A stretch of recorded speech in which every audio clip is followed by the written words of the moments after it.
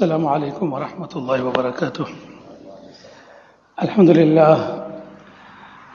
لله وحده والصلاة والسلام على من لا نبي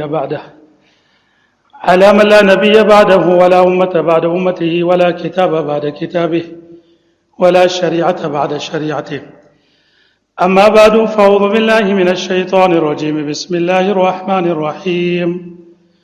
وأمر أهلك بالصلاة واصطبر عليها. صدق الله العظيم. My dear respected ulama who are here, elders, brothers, mothers and sisters, listeners on Radio Islam, we begin by praising Almighty Allah for the many favors Allah has bestowed upon us, which undoubtedly we would never ever be able to enumerate, and thank Allah sufficiently for all the favors that He has granted us. And we send salutations and blessings and darood upon our greatest benefactor, our beloved Nabi Kareem sallallahu alayhi wa sallam. Allahumma salli wa sallim wa barik ala Sayyidina wa Mawlana Muhammad wa barik wa sallim. Respected elders and brothers, the topic that I have at hand today is the challenges of parenting.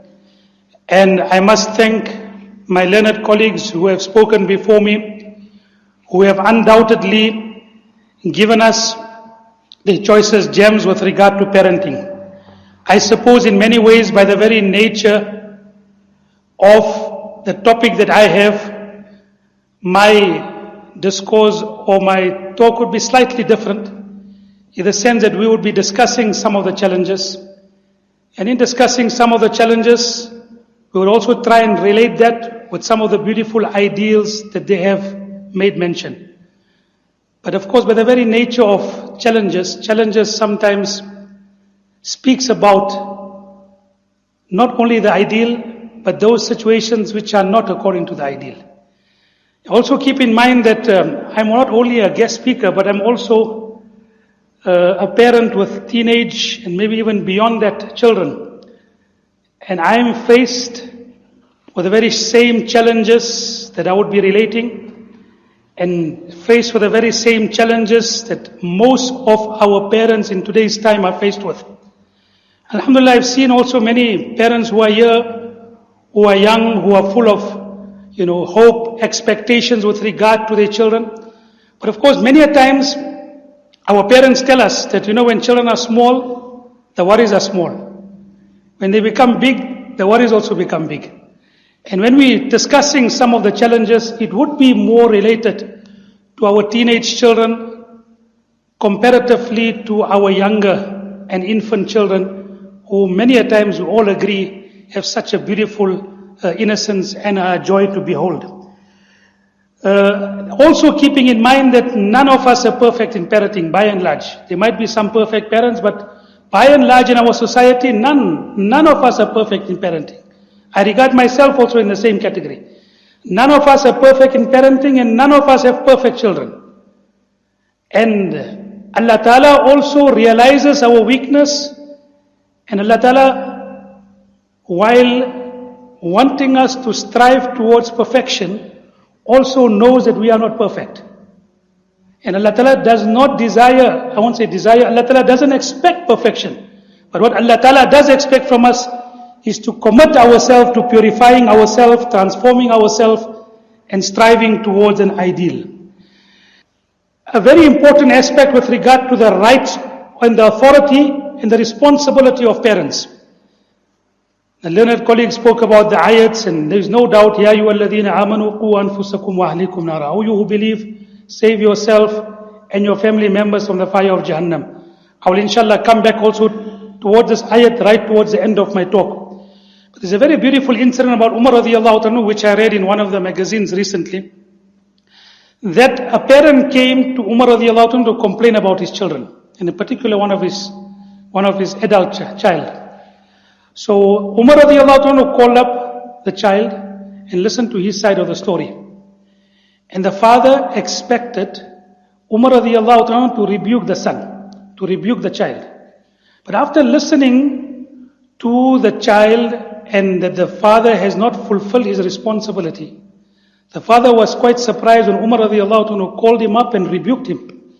and said, how do you expect your child to respect you when you have not respected your child? How do you expect your child to respect you when you have not been able to fulfill the rights of your children? So I think the topic that we have is about the challenges of parenting. When we speak to the children, we'll tell them about the rights that they owe towards their parents. But keeping in mind that if we don't fulfill the rights of our children, then sometimes it could happen that they will not fulfill our rights. It's something that we've got to keep in mind. Speaking about the challenges, I think the first aspect that we've got to keep in mind is, there's a very famous saying in management, seek first to understand, then to be understood. Now it is something that has been made famous by Stephen Covey in one of his books. First seek to understand, then to be understood.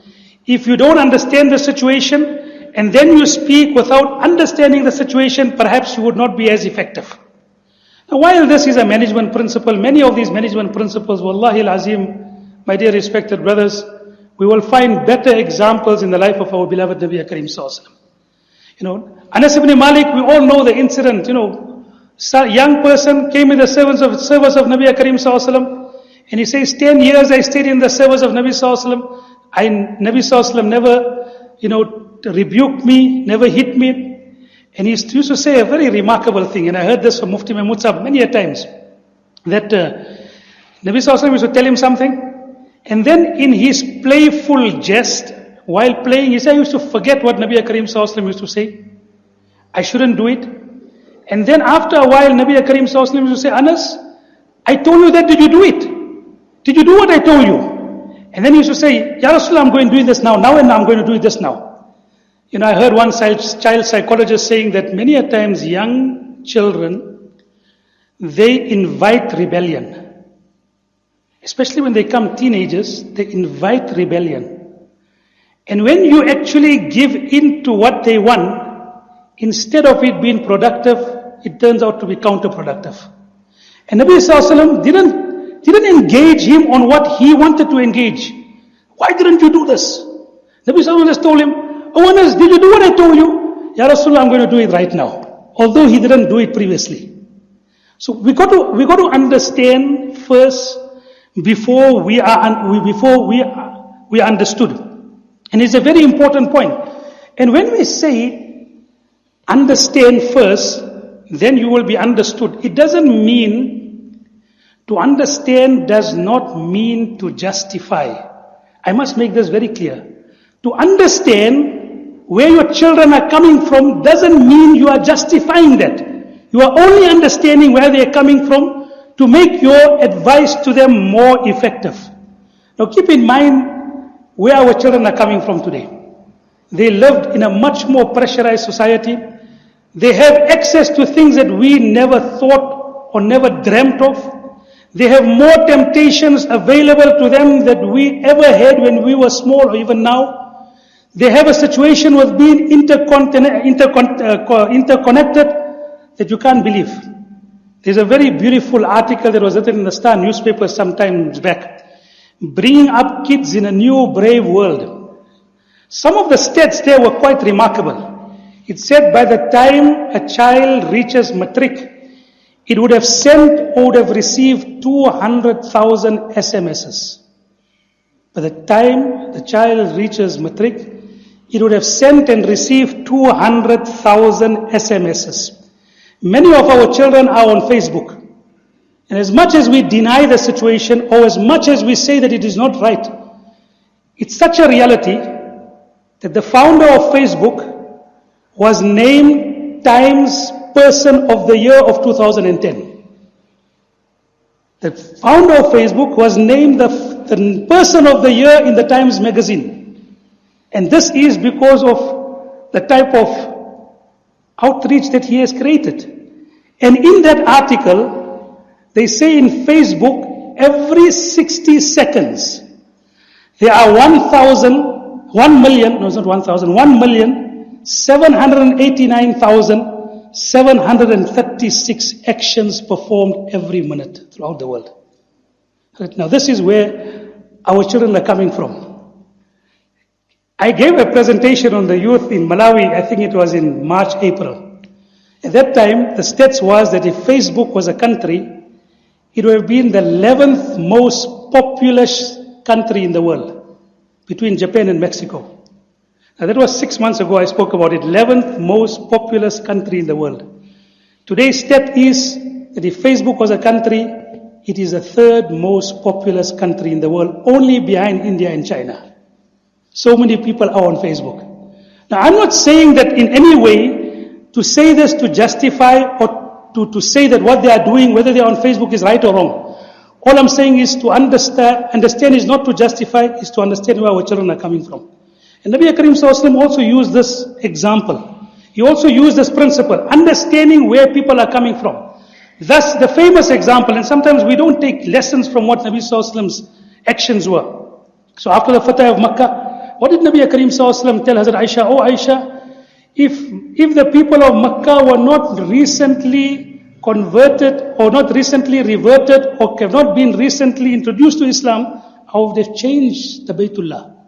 I would have changed the Baytullah. I would have brought the Multazam down at floor level. I would have added the Hatib into the Baytullah. But why didn't I do so? Because they are still only recently they have come into Islam. They would not understand the changes I made. What I'm saying? Nabi Sallallahu Alaihi Wasallam also understood where they are coming from in making decisions, in explaining to people. So if we don't understand where our children come from, we might not be able to connect with them. My dearest friend and colleague Maulana Suleiman Mullah gave this very beautiful example. If you got a 10-digit number, and if 9 digits of yours are correct, and 1 digit is not correct, you won't get through, no matter how much you try. So if you don't understand your children, and you are speaking at a level that they don't understand, sometimes you will not be able to get through to them. So seek first to understand before you are understood. And teenagers are teenagers today. You know, a remarkable type of people. These teenagers, they say they behave like children, but expect to be treated like adults. The only group of people who will spend 12 minutes to study for the final exams and 2.5 hours to study for the learner's license. There's a reality. They are experts in everything besides what they are supposed to know. That is our teenagers' children, but we got to live with them. They are our children. There's the first point in terms of the challenges. But also just keep in mind the fact that they are communicating so much. Does it tell you, does it give an indication for a craving to be connected? The fact that they are communicating, doesn't it tell you that they want to be connected? They want someone to communicate with them. Therefore, they are communicating at such a great level. Maybe we should look at the positive also. Another aspect is, Wallahi al-Azim, all the examples about great parenting. Sir, we believe in that. They are our ideals for which we need to strive towards. We need to strive towards that. But sometimes you have to ask yourself a question, and I'm really, as I said, many of the things I'll be throwing open questions. I don't have the answers, but we need to think about it. Is there a need to drop the bar? Let me give you an example, some of the examples of our Akabir. And as I said, the reason why we make mention of this ideal is that we strive towards it. It inspires us. But yet we ask the questions. I heard from Maulana Zulfikar, my peer, about a very famous incident of Bayazid Bustami Rahmatullah alayhi. Bayazid Bustami, father passed away at an early age. Mother looked after him, sent him for studies and said, don't come back until you completed your studies. Bayazid Bustami went one day. He had some free time, asked his Ustad, can I go and visit my mother? The mother said, go, by all means, go and visit.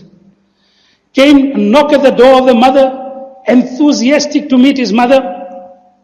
The mother realizes, this is my son. Said, who is it? Said, Bayazid. Said, I don't know any Bayazid. I'm a woman in Parda, I can't open the door for anyone. I don't know any Bayazid. The Bayazid I know is a student who is studying Deen there. He said he's coming after he finished studies. I don't know any Bayazid. And Bayazid got the message, went back. Now that was ideal. We strive towards it. But we ask ourselves the question, can we do that in today's time?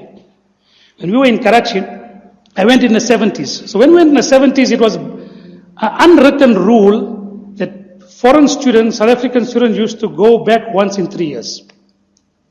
So by and large, once in 3 years, you came back home. Then a situation came that every year you went back. Now I don't need to tell you the situation with regard to students. If they don't come back every week and fill and replenish their stock, neither does a child get chain and sukoon, neither does a parent get sukoon. What I'm trying to say that idea is sir aankon par. But is there a need for us to drop the bar? Is there a need for us to be more?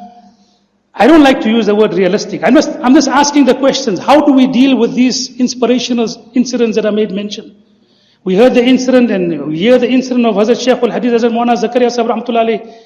Throughout the world, people are indebted to Hazrat Shaykh Rahmatullah Alayh for his great work that he has done. And it came back from his parents, the type of upbringing they brought him. And we read that when he was small, at the age of 4 or 5, his father one day asked for a cushion. And Hazrat Shaykh Rahmatullah Alayh said, should I bring you my cushion? Should I bring you my cushion? And Hazrat Maulana Yahya Sahib disciplined him, beat him up for saying that one word. Your cushion. You are 5 years. What do you own to say that is your cushion? So we understand all this. Maulana Arshad Madni, Madazilul Ali, when he was here nearby, he said, when he was here recently said, strive in today's time to minimize evil to the best of our ability. So I'm asking this question, what is the situation? We know that we can never, irrespective of the mahal that we are living in, we can never justify transgression. Allah's laws are there to be from the time of Nabi Sallallahu Alaihi Wasallam till the day of Qiyamah. We can never ever justify transgression. What is wrong will always be wrong. قُلْ لَا يَسْتَوِي الْخَبِيثُ وَالطَّيِّبُ وَلَوْ أَعْجَبَكَ كَثْرَةُ الْخَبِيثِ. Even if evil becomes very widespread, evil will be evil, right will be wrong. Will be right will be right, wrong will be wrong. You can't mingle the two. You can't justify evil. But yet, we ask the question. Hazrat Maulana read so beautifully that one passage, and it brought this aspect to mind. That when the brothers of Yusuf alayhi salatu wasalam, they sent him, and they wanted to kill him. Then eventually, instead of killing him, they sold him away in slavery. They came to Hazrat Yaqub alayhi salatu wasalam. I can't read as how beautifully Karisab read. What did he say? قَالَ بَلْ سَوَّلَتْ لَكُمْ أَنفُسُكُمْ عَمْرًا فَصَبْرٌ جَمِيلٌ. I know you have planned this. What you are telling me that he was eaten up by a wolf, it is lies. بَلْ سَوَّلَتْ لَكُمْ أَنفُسُكُمْ. You have made up the story. I know you have made up the story. Sabr is better for me. But yet, knowing that his own children conspired to kill one of their own brothers, he still stayed with them.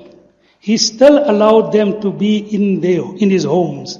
He was still worried about their physical and other type of survival. So when he went to Egypt, he said, Ya baniya la tadkhulu min babi wahida wadkhulu min abwabin mutafarriqa. Oh my children, don't enter into one gate, enter into different gates. People's nazar must not fall upon you.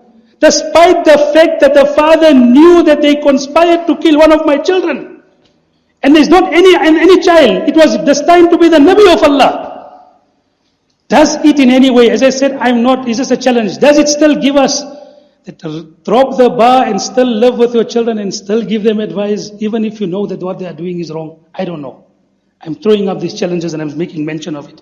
Another important point is, of course, how do we read? How do we live with a situation with regard to, we know about technology. I spoke about one or two aspects about the technology.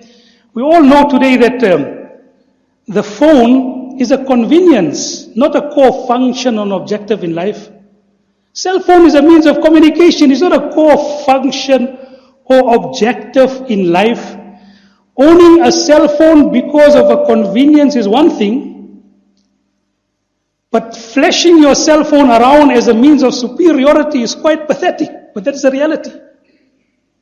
Owning a cell phone because it is a means of communication, is a means of convenience is something that we cannot understand. But flashing it around as a means of convenience, a means of superiority is quite pathetic, but that is the reality. We are living in a situation where that particular cell phone is not only a means of convenience, it's a means of superiority, it's a means of, being understood as some form of success by your peers, by your friends. it's a means of, I don't know, it's a means of so many things. And I'm fully aware with regard to the situation, and I agree with people that there are two approaches that a person can take. That wrong is wrong. Cell phones are used for many, many wrong things. It is used for mix, it is used for SMSs, sometimes across the gender barrier. All of that we understand. Therefore, wrong is wrong. I'm not going to give it to my children. I salute the parents who can do that, and really it's also a very fantastic method of dealing with it. But yet at the same time, we also know that when children do not have it, they sometimes crave, they feel, my parents do not love me or trust me enough to give me that particular convenience. It leads to a situation of low self-esteem. It leads to a situation where they feel they are missing out on something. It leads to a situation where they feel the parents don't love them, don't trust them. And all of that is there. And all of it is such a way, and I know of situations where parents have become strict with their children with regard to it. Children have found means and methods of getting it some other way. I'm not giving any answer with regard to it. I'm just wondering that is it any way possible for us to shield our children from all the negative influences that happen today? Is it possible? That's one question that we need. Is it possible? And the second thing is, if we take away some privilege because people are going to use that privilege in a wrong way, then perhaps more than the children, the adults need to be deprived of that privilege. Because the amount of marital breakdowns that happen because of this is unreal. So do we prevent even the adults using it? I don't have the answers. I'm just throwing out the challenges and throwing out the question. Is an argument to be made for informed responsibility? Is an argument to be made for informed responsibility that there is a place for it if you behave responsibly? Can it ever be done? Is it possible to police a situation 24 hours a day when you don't have control? And many times it is used when you don't have authority or control over when our children are using it. Again, one of the challenges that we are facing today. Peer pressure is another thing. Never underestimate with regard to it. And many times you and I, we feel that peer pressure is only got to do with young children or with teenage children. Peer pressure is there even for mature adults. And I give you the example. When Abu Talib was on his deathbed, and Nabi Karim Sallallahu came to him and said, "Oh my uncle, say one time the kalima in my ear, say one time the kalima. Wallahi al-Azim, I will intercede for you on the day of Qiyamah that my uncle read the kalima in my ears one time. I will intercede with you on the day of Qiyamah. I will say that my uncle read the kalima in my ear." And what did Abu Talib say? What did Abu Talib said? He said, oh my nephew, I want to read, but what will the people of Makkah say? What will the people of Makkah say? They will say, Abu Talib, for the fear of his nephew's Jahannam, for fear of his nephew's Jahannam, he stayed away and he went away from the religion of his forefathers. Peer pressure, not with regard to our children, with a mature adult like Abu Talib, who was regarded to be the one who protected Nabi Sallallahu Alaihi Wasallam. And peer pressure is more likely, and it's not only from friends. It comes from a mahol. It comes from an environment where certain things become the norm. And for that, it's not only the child's friends who are responsible. It is the entire community that is responsible. The entire community is responsible for making materialism, for example, the be-all and the end-all of our existence. It's not only children who have done that.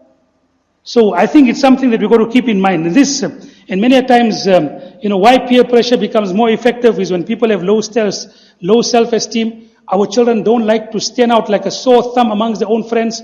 So these are type of things, some of the challenges. Also in terms of the challenges, and therefore I will just after this very briefly go into some of the solutions.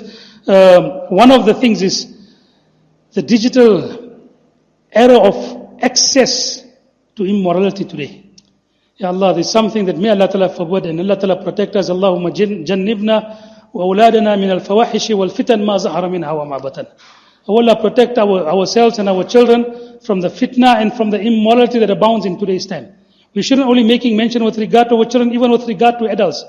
It has become so widespread and it has become such a thing that may Allah protect us. How do we protect the morals of our children when it has become the norm? And again, I'm not saying it's right, But it's become the norm. It has become something that people don't even regard as evil when there is communication between people when there are not supposed to be communication between them. These are some of the challenges that we need to face. Lack of respect. They don't have the respect. They don't have, respect of elders, respect of the deen of Allah subhanahu wa ta'ala. And, he who does not have respect, really, how can he really go forward? Doesn't have respect of elders, doesn't have respect of deed, the moral bankruptcy. And also another very important point is confusing identity. So many of our children today, they have this confusing identity. They are not children, they are not adults.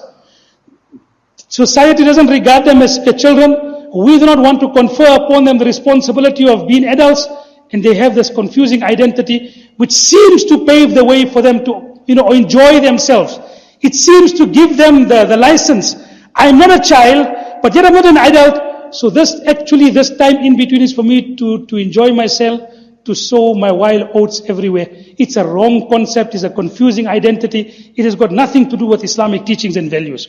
These are some of the challenges. In terms of the solution, Maulana has made mention very, very beautifully of my learned colleagues before, but let us very briefly go through some of the aspects. As I said, these challenges I've just put forward to you. May Allah Ta'ala give us a tawfiq of really coming out of these challenges and finding correct answers out of these situations. Many things I've made mention of challenges without giving a concrete solution to it. But I think many parents who are have children of teenage, who are parents of teenage children will identify with some of these problems that I've made mention. I think the first thing is we have to worry about our spirituality of our children. The first thing, we have to worry about the iman. I won't give many examples because our learned colleagues have made mention, but there's one very beautiful example. You know that the incident of Yusuf alayhi salatu wasalam is quite remarkable, the way it is made mention in the Quran. Very many lessons. And towards the end of the story, when Hazrat Yaqub alayhi salatu wasalam told unto his companions, inni la ajidu riha Yusuf. I can smell the fragrance of Yusuf alayhi salatu wasalam. And they said, what are you talking? 40 years ago he has lost Allah, innaka lafi dhalalikal qadim. You are led astray. You are so immersed in the love of Yusuf that you can't see reality. Where is he going to come back after so long? And eventually when the Yehuda, the eldest son, came back and said that no, Yusuf alayhi salatu wasalam is alive. Yusuf alayhi salatu wasalam is alive. So the father, Hazrat Yaqub alayhi salatu wasalam, said, how is he? How is my son? So Yehuda said, he is the king of Egypt. He is the most influential person in Egypt. And he came from Egypt. Let us make dua for our brothers in Egypt also today, inshallah. Allah Ta'ala grant them steadfastness, and Allah make khair for them also, inshallah. He said, he is the king and the most influential person in Egypt. So Yaqub alayhi salatu wasalam said, I'm not asking you about his worldly prosperity. I'm asking you, how is his iman? How is his iman? Is he upon the right path? Is he upon the path of Allah? And that is why the same Hazrat Yaqub alayhi salatu wasalam, when he died, am kuntum shuhada idh hadara Yaqub al-maut, idh qala li banihi ma ta'buruna min ba'di. When Yaqub alayhi salatu wasalam was in his deathbed, he called all his children. And amongst the children was Yusuf alayhi salatu wasalam. Amongst his children were great people. A Nabi. And he said, Ma ta'buruna min ba'di. Who are you going to worship after me? Who are you going to worship after me? So this tells you, despite the fact that they came from such a great family, what was his concern? The iman and the spirituality of his children. The second thing, again, the Maulanas had made mention, Maulana Mufti Zubair Sahab, Maulana Suleiman Sahab, about be an approachable friend. Really, we must strive towards the parent becoming the first port of call for our children, no matter what they have done. Instead of them going anywhere, even if they are in problems, they must be able to come to their father or their mother to discuss their problems. It would be a sad day when they have to go to someone else to discuss their problems. You are opening up the doors for many great amount of difficulties if that is the situation. And where do we learn this from? We learn this from Abul Anbiya, not only our father, the father of the Anbiya alayhi salatu wasalam. Hazrat Ebrahim alayhi salatu wasalam, when he told Ismail alayhi salatu wasalam, when they are about to comply with the commands of Allah subhanahu wa ta'ala. Allah Ta'ala says in the Holy Quran, فَلَمَّا بَلَغَ مَعَهُ السَّعْيَ قَالَ يَا بُنَيَّ إِنِّي أَرَى فِي الْمَنَامِ أني أذبحك فانظر ماذا ترى. O my son, I have seen in a dream that I am slaughtering you.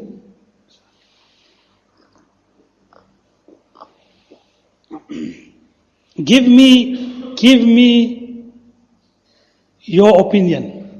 And Ismail alayhi salatu said, Ya abati if'al ma tu'mar. O my father, do as you have been commanded to do. Our ulama tell us, it was not that he had doubt about complying with the commands of Allah. He wanted to test if his son is also likewise, in a similar manner, prepared to comply with the commands of Allah and submit to the command of Allah. But there was a form of communication. If there was no form of communication, would he have been able to make such a communication? Would he have been able to ask such a question? So we need to have that type of communication. Many of our ulama who have come to our shores, Haji Farooq Sahib Rahmatullah alayhi, Hazrat Mufti Mahmud Sahib Rahmatullah alayhi, they used to tell, knowing our situation and environment, they used to tell us, one of them used to say, treat your child, your teenage child like how an elder brother treats his younger brother. And one of them said, befriend your children. Become the friends of your children. How are we going to do it without compromising upon respect? It is something that we need to be doing. And we need to be finding the way. But of course, an important thing to befriend our children. Hazrat Luqman alayhi salatu wasalam's advice, mention has been made. But there is a book that I read, which was given to me by a colleague, and said, before Luqman alayhi salatu wasalam advised his son had taken a wrong path. And because of the constant advice of Luqman alayhi salatu wasalam, some of it made mention in the Quran, some of it made mention in beautiful books, he became upon the right path. So we have this example that consistently talk to your child, speak to him, continuously talking, and of course Mufti Sahib has made mention, وَذَكِّرْ فَإِنَّ الذِّكْرَى تَنْفَعُ الْمُؤْمِنِينَ. Continuously remind our children because reminder is beneficial. I think another important aspect is become a role model. Our children, despite the fact that they've got all these type of situations, they want to be inspired. And they mostly that they will be inspired will be by their parents. There was a survey that was conducted by the Times magazine of high school children in America. Who would you like to see as your role model? In a society like that, 81% of the people responded by saying, we want our parents to be our role model. 81% said we want our parents to be our role model. And children got a unique capacity with regard to seeing double standards. So one day a child asked the mother, when she saw some white strands of hair appearing upon the mother's hair, why is your hair becoming white? So the mother felt it is a nice time to give a lesson and said, you're giving me so much taklif, you're giving me so much problems in your discipline that my hair is starting to become white. So the child said, if that is the situation, why is Nani's hair so white? So we've got to be very careful. Children, they pick up things very, very quickly. So I think that is a situation that we have to be role models. We have to be, some form of discipline. How we find that discipline? You have to find some form of discipline. It is actually frightening for any young child to live without limits. You have to have some form of limits. I'm not saying that in these limits, you must beat up your child. No, I'm not saying that at all. In fact, as we all know that many of us who are middle-aged parents, we are at a disadvantage, very big disadvantage. When we were small, we listened to our parents. Now when we grow old, we listen to our children. So we are very, very obedient people. These middle-aged parents, we are very, very obedient. But this is a reality with regard to it, that how do you find that discipline? But we have to find that discipline. I'm not saying you must beat up. In many of ours, I was talking about the middle-aged parents, we know that we grew up where there was a lot of spanking. There was a lot of corporal punishment, both from parents and from ustads. Whether it was beneficial or not is a moot point. I'm not going to give a judgment with regard to it. Many people say that they came out better out of the whole experience. Many people say that no, they had a very negative influence. Many people feel that Deen was taught to them in such a manner that they never really developed the true love of Deen. I'm not saying right or wrong. I'm just saying some of the examples that are given. But keep one thing in mind. When we think that, and when we admire and we believe that Nabi Sallallahu Alaihi Wasallam is the most excellent example, then keep in mind that Nabi Karim Sallallahu Alaihi Wasallam never ever beat any of his children, or any of his wives, or any of his slaves. And if that is the example that we aspire to, you must aspire to that example. Right? That is the sunnah of Nabi Karim Sallallahu Alaihi Wasallam. I'm not saying that in all cases it is a situation, but we have to have some form of discipline. It is frightening for a child to grow up without limits. How are you going to find that limits? We have to find a way. Always keep in mind, you have to say no to many things to be able to say yes to some things. If you don't say no to certain things, you will never be able to gain the benefit of saying yes. An example I gave, which our ulama give us, is so beautiful, that until the child does not say no to the breast milk, it will never ever be able to say yes to all the delicacies he's going to eat for the rest of his life. And when it is being weaned, it's very difficult. When the child is being weaned from the breast milk, how difficult it is. Sometimes the mothers resort to putting bitter medicine. Sometimes they resort to putting the child and taking them by the grandmother or by the sister's place to wean the child. But they do it. Although the child is crying, knowing that until they don't say no to that breast milk, they will not be able to say yes to all the delicacies, the biryani and the prawn curry. And anyway, not prawn curry, mashkook. All the other good things that they are going to speak about afterwards. You have to say no to be able to say yes. You have to say no to haram relationship to say yes to halal relationship. You have to say no to interest to say halal to halal risk. You have to say haram, you have to say no to haram meat and haram food to be able to say yes to halal food, even Senha approved. Yes. So you have to say no to be able to say yes. Until you don't say no, you will not be able to say yes. And that is something that we need to bring in. And of course, there are many things that we need to stay away from. Just very briefly, stay away from 4 things, amongst many other things: competition, comparison, contempt, and consumerism. Stay away from these 4 things with regard to children. Competition. We're putting undue pressure upon our children. What we need to emphasize upon them, they must do their best. Don't have to compete with anyone. If they have done their best, they have done well. If they have not done their best, yes, then by all means rebuke them. You don't have to compete with anyone. Stay away from competition. Comparison as a way of criticism breeds resentment. Don't treat your children contemptuously, and keep away from consumerism, brothers. We need to come away from this culture that until you don't have consumer items, you are not successful. Let us get away from these particular type of things.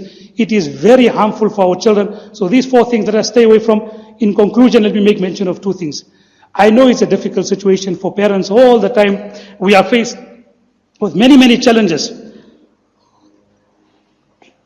And we should be anxious. Although I would like to sometimes feel that I hope we can maybe perhaps take this example of a child who stands on the shore of a broad and a great mass of water, and he throws the stone into the water. It causes a great amount of ripple. And after the ripple subsides and the water becomes calm again. I wonder sometimes if we can have these situations that yes, there's going to be ripples in our children's life. But sometimes when we allow them to become independent, we give them the guidance, inshallah, and we make a lot of dua. They say 3 people's duas are accepted by Allah. One of them is a parent's dua for the children. Don't underestimate that dua. The parent's dua for the children is accepted. So maybe in this example, maybe if there will be ripples, but maybe after the ripples, inshallah, the water will become calm. Inshallah, using this example, we make dua that inshallah our children also will come out of that ripples, will come out of that anxiety, will come out of the difficulties that they are facing as they grow up and they strive to face and they strive to find a new identity for themselves. In conclusion, the ayat, Ya ayyuhalladhina amanu qu anfusakum wa ahlikum nara. O you who believe, save yourself and your family members from the fire of Jahannam. We know the ayat, we know the translation. But have we ever sometimes given thought to what Allah is telling us in this ayat? To give you a graphic illustration. Just say, for example, you are coming home one day. You are coming home and there's a normal traffic. You're coming near your place of residence and all of a sudden you realize that the entire street is blocked. Your entire street and the whole area where you stay and reside is blocked. There's polices, there's fire brigades. You see that there is a fire in one of the homes. May Allah protect it ever happens to anyone, but I'm just giving an example. And then when you come nearby, you say, no, it must be someone else's home. But as you come nearer, you realize that no, it is your home. It is your home. Now, all of a sudden, what you are worried about, what happened to my wife, what happened to my children? Obviously, a natural concern. You go through the police, you say, it's my house. They allow you to go through, you break through the cordon and you come near your house. You see your wife and your 2 children who are safe. one side of the street. And at that time, may Allah forbid, one of the children is waving to you from the inside the house. Oh, my father, save me. What will you do at that stage? Will you be philosophical? You are going to die one day. I can't help it. I got to still look after your mother. I still got to look after your two other brothers and sisters. I can't risk my life. What will a father do at that time? He'll throw caution to the wind. He will do whatever he needs to do to save his child. When you realize that example, now look at that ayat. Ya ayyuhalladhina amanu qu anfusakum wa ahlikum nara. O you who believe, save yourself and save your family members from the fire of Jahannam. We've got to take steps that may Allah Ta'ala protect us and protect our children from the fire of Jahannam. Wa akhiru da'wana alhamdulillahi rabbil alamin.